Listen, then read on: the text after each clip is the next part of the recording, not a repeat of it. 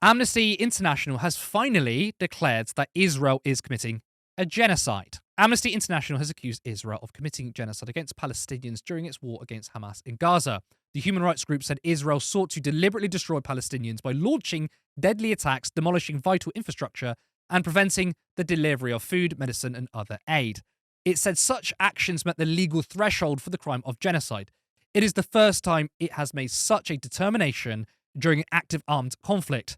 In a report, Amnesty said Israel's actions could not be justified by Hamas's attack into Israel on the 7th of October last year, which ignited the war, or on the presence of militants in civilian areas. Amnesty said the US and other Israeli allies could be complicit in genocide and called on them to halt arms shipments.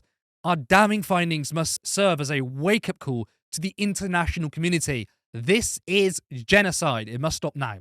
Agnes Callamard, Amnesty's International Secretary General, said in the report. Now, clearly, this is a pretty obvious statement for all of us, and this has been way overdue, even though Amnesty they've called out Israel consistently. Now, despite the clear genocide, despite the ICC arrest warrants and multiple human rights organizations, including Amnesty, calling out Israeli war crimes, we still have the media trying to push back. This is a clip of Agnes Callamard, the head of Amnesty, responding to Sky News, where they ask, how could this be a genocide if Israel is allowing aid to get through to Palestine? Are you convinced in your mind that the Israeli government and Israeli leaders genuinely want to wipe out the Palestinians of Gaza? That is their clear intent, and that's what they're doing. Because if that's the case, why are they calling ahead buildings that they're going to strike by the air to warn people to get out? Why are they letting in aid? Albeit imperfectly, but they are letting aid in, and they have been in hundreds of trucks, they would say. That's not really compatible, surely, with a government trying to wipe out an entire race, is it? Absolutely not true. It's absolutely not true. First of all, our investigation has shown that in the 15 cases that we have thoroughly investigated, it's only the tip of the iceberg. We have many more evidence to it. But in those 15 cases, only in one case were people told that there was gonna be an attack. So it is not at all the norm for Israeli to warn people, and warning are not amounting to taking necessary precaution. In fact, most of those warnings have been known to create chaos, to create panic. They happen in the middle of the night, which is the other thing that is characteristic of this military operation. The use of large, huge bombs when it is not necessary in an immensely populated area. The use of such weapon is meant to inflict the greatest number of casualties. They are used at night when people are asleep. There is no military necessity there when there are no Hamas fighters located, and they are not everywhere, sorry. So, right. You're talking about humanitarian aid. The little piecemeal approach to the provision of humanitarian assistance is shameful.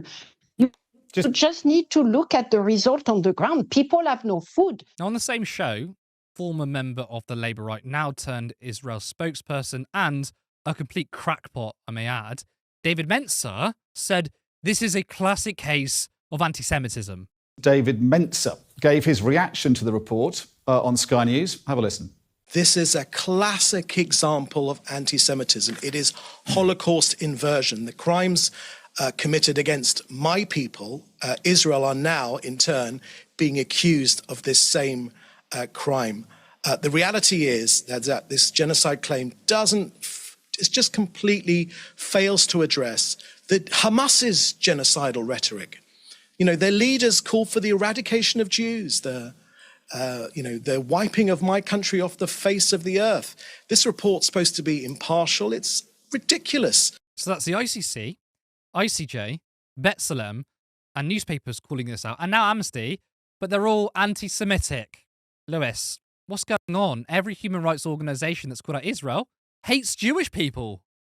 I wonder if the former defense minister of the Likud party, who said just a few days ago that what Israel is doing is ethnic cleansing, that's the former defense minister, the guy who was in charge of the military in Israel about 10 years ago. So he's anti-Semitic as well, then? He's got to be, hasn't he? And about an hour ago or two as well, an Israeli historian who works at one of the, I think it's Tel Aviv University, and has also worked at Princeton, also came out with the claim that he believes in his personal opinion, his professional opinion, though, however, that it's also genocide. He used the word genocide. But yeah, everyone's just anti-Semitic. The funniest thing about all of this is, as you know, I've often said this, I read Israeli media every day. I want to see what the vibes are. I want to see what stories are coming out. So as I said at the beginning of the show, I was awake till 4 o'clock this morning, and I got a notification to say that the new version of the Jerusalem Post came out.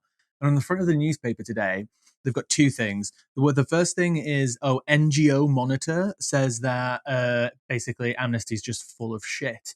NGO Monitor is an Israeli-funded NGO, which was founded by a guy who has worked for Benjamin Netanyahu, who's worked for the Israel Foreign Ministry, and they don't disclose where they get their funding from, but obviously they disguise it as a impartial NGO. It is not. And then just above that, it was the claim that Amnesty Israel rejects Amnesty International's report and saying it's not a genocide. If you actually look to what they say we reject the claim that it doesn't meet the definition of genocide, but we do think it meets the definition of ethnic cleansing and war crimes. But again, it's distorting the truth. It's distorting reality. It's just Israel all over. It's what they do everywhere. I went on to Ynet, which is the most popular Israeli media outlet, and they reported on the same story saying Amnesty Israel rejects this claim. They didn't even bother to mention that Amnesty Israel says it's ethnic cleansing. Because they don't report on these things at all, because they favor the government. They like what they do, and they're supporting it, and they're complicit. But one thing that is very interesting is with Amnesty International is that Keir Starmer has worked for them on multiple occasions.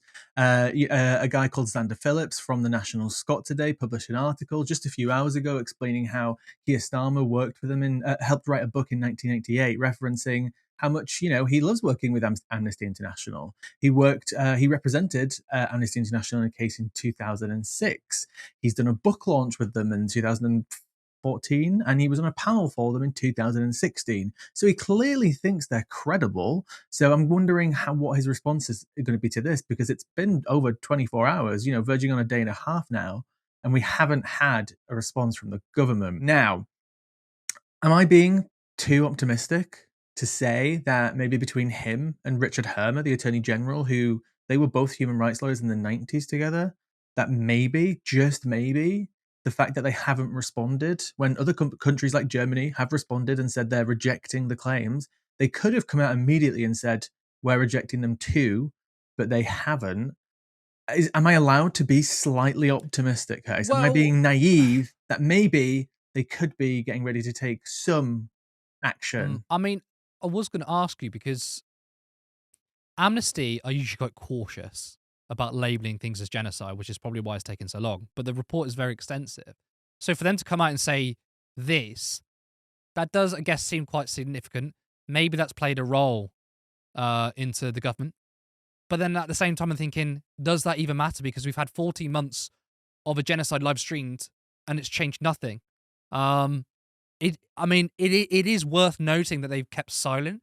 Part of it is possibly because Keir Starmer's embarrassed, because he used to work for Amnesty, but he also then said in the 90s, when Blair was in government, he said that the Labour Party or the Labour government should stop arms sales to Israel. He said that in the 90s, and now obviously he's literally doing it himself. Part of that is embarrassment, or do you think it's bigger than that? I really, really don't know. Obviously, we'll hopefully find out soon. The fact that we still haven't had a response, that no journalists, as far as I know, have tried to ask the question. We've had some good prominent journalists tweet this out, but others not even talking about it.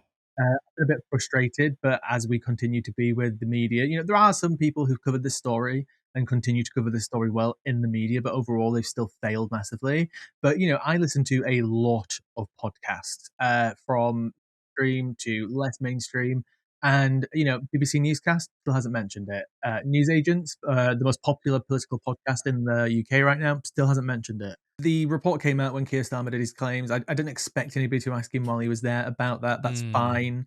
But there's been obviously opportunities since then. He's constantly surrounded by the media, and they still haven't come forward with a statement, and I still haven't seen any journalists ask him about this, because I want to know what they think about it.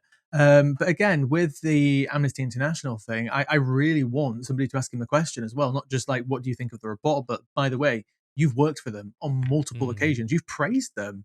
You've I mean, referenced do you them think in the work. media are going to be that inquisitive? Well, Do no, you really think they're going to do that? I mean, it can be I think hopeful. they can. I can see them doing a blanket like, "Oh, did you see this report? What do you say?" But do you Yeah. really think they're going to go at Starmer that much and say, "By the way, you work for Amnesty. You were calling on the Labour government to withdraw arms to Israel. What do you say now?" It's like, would the media do that? Yeah, and obviously, well, the position that they're in as well, just to side off this, obviously at the moment is the US. They're in between administrations. We know that the UK just absolutely gets on its knees for whichever administration's in power. It doesn't really matter at all, does it? And we know just from a couple of weeks ago, just in case anybody missed this story, is that when they suspended the 29 licenses out of about 350, they were put into a red category that these licenses could potentially be contributing towards war crimes and crimes against humanity. But we found out, I think it was last week in court filings, that there was actually 5 more that they identified as the red. And they allowed them to go ahead because they were for the F-35s, and the court documents specifically showed that the government was scared of what the US might think if they suspended the parts to the F-35s. I mean, they made a whole song and dance, didn't they, saying we're suspending arms sales to Israel, Yeah. and it's like, well, 97% or 93% were kept in there. It's meaningless. And we've got David Lammy last week, I think it was, saying there are no journalists in Gaza. They don't care. It's insane. Absolutely insane. Basan just won an Emmy for her documentary. Oh, there's no journalist in Gaza. 200, in fact, have been killed so far. 200, David Lammy. But again, this is what I mean. I jump up and down. There's a tiny part of me, it's 2%, which is hoping that maybe this Amnesty report pushes them to do something. But at the same time, I've immediately gone back to, no, nothing's going to change. Support independent media. Support social justice that's there on social media. Thank you. Turn left.